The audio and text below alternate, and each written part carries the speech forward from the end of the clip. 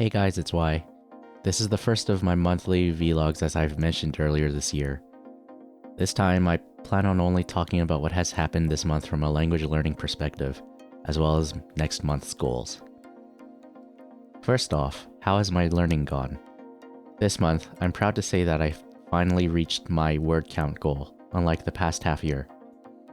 I've managed to learn at least 100 words this month, and I managed to do it with time to spare. I've managed to also get into some sort of routine where every week, I practice a grammar point or two that I've been struggling with. Lastly, I've definitely included some more opportunities for gaining input. This month's learning has been made easier because of awesome games done quick. I've watched both the English and the Japanese streams at the same time, with a focus on the Japanese restream wherever I could. I think I've learned quite a few new words, though whether some of these words are useful in everyday life is up for debate. Words like mekakushi, blindfold as in blindfolded speedrun, muteki jikan, invincibility time, or likely invincibility frames, kifu, donation or giving, and the list goes on. However, most of these were gained not by listening, but by observing Twitch chat. Listening to the marathon commentators is often tough, as they speak fairly quickly. That said, I did try my best to listen, especially during the Samurai Jack speedrun, since I was curious about what Japanese people think of the American cartoon with regards to Japanese culture. I didn't get much from it, but I realized that they were often explaining the plot of the TV show rather than explaining what was actually going on in the run. Typically, commentary did not explain what was happening on the stream, as much as they were reacting to what was going on the stream. If the commentators had knowledge of a speedrun, they would do their best to explain.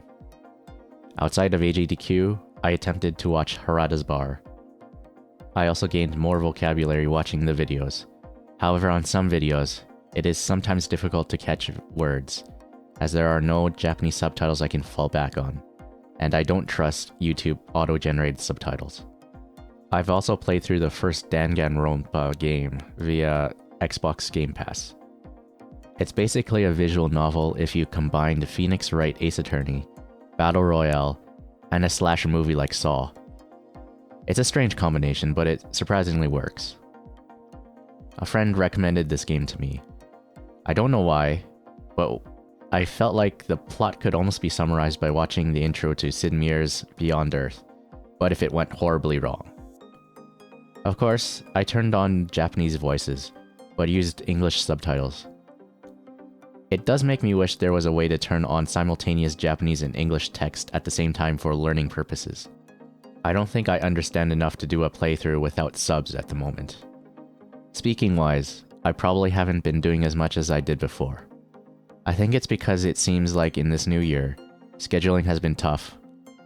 I've only been able to output 4 hours of speaking practice this month. That's roughly 1 hour per week. I'd like to do more, but I understand that I shouldn't push too hard, honestly. Pushing my speaking too much ended up making my listening and immersion time suffer. As for my Cantonese, I'm still maintaining it. Every time I speak, I always feel like I should focus more time on it.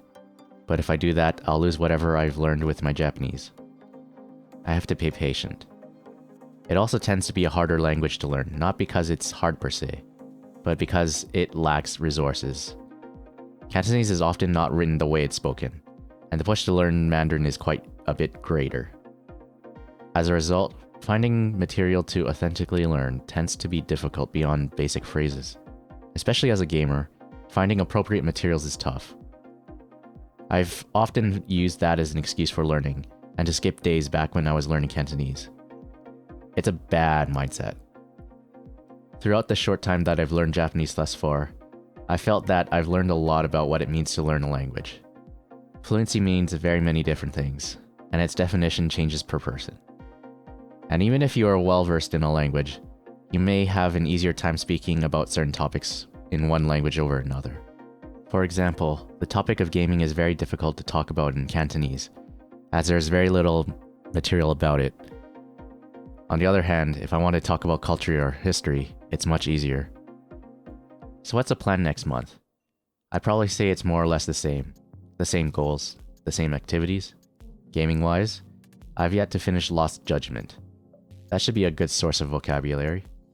And then there are a few game releases that I'm intrigued about, namely Sifu and King of Fighters 15. Then there's European Speedrunners Assembly.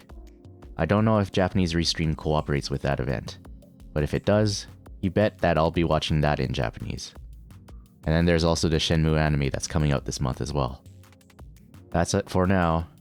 If you'd like to continue hearing about my language learning journey, or watch me play games and attempt to speak foreign languages, follow me by hitting that subscribe button. But until then, see ya, mata ne, joigin. Thanks for watching.